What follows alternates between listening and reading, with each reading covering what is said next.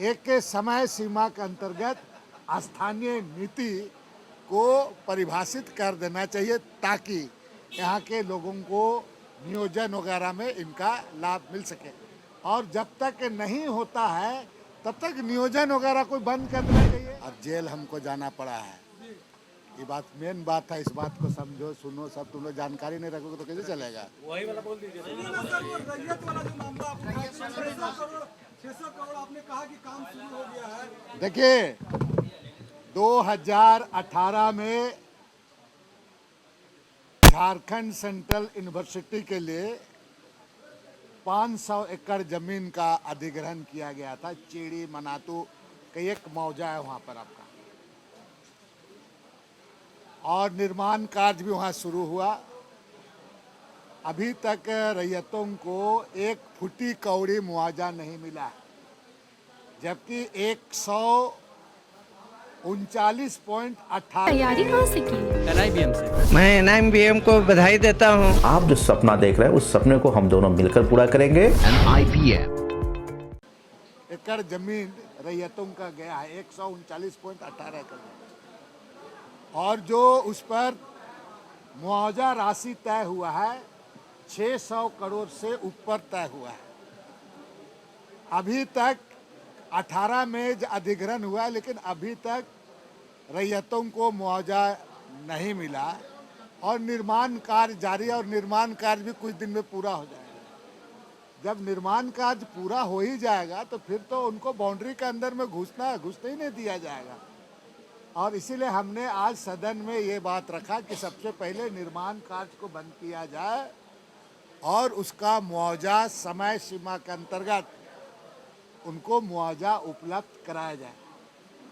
सरकार के द्वारा आसन के माध्यम से हमको आश्वस्त किया गया।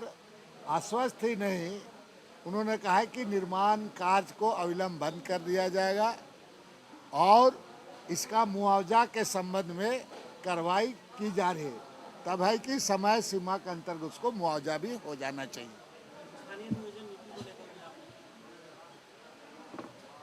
देखिए स्थानीयता जैसा मामला राज निर्माण के बाद से ही लगातार हम लोग स्थानीयता का मांग को लेकर के लड़ाई लड़ रहे थे।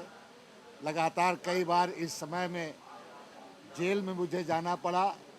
मैंने आज सदन से कहा कि पूर्ववर्ती सरकार रघुवर दास सरकार के समय जो स्थानीय नीति को परिभाषित किया गया है वो परिभाषित किया गया, लेकिन उसके मैंने एक अंतर्गत कई चीज़ों को एकोमोडेट करने का प्रयास किया।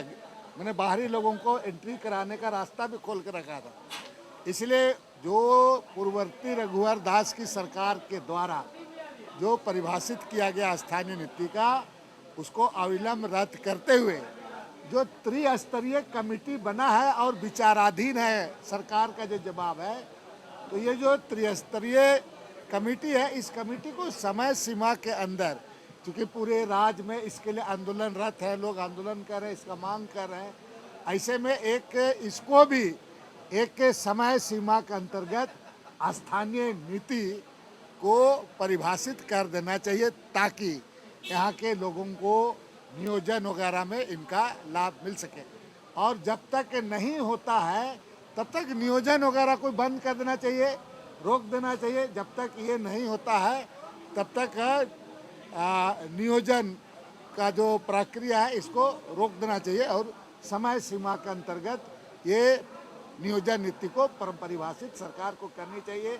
मुख्यमंत्री जी भी कहा मुख्यमंत्री प्रश्न काल में कि काम चल रहा है, बहुत जल्दी इस पर परिभाषित कर दिया जाएगा, लेकिन कब तक, यहाँ देखने वाली बात है, कब तक करेगा। TheFollowUp.in. Like, share, and subscribe. www.thefollowup.in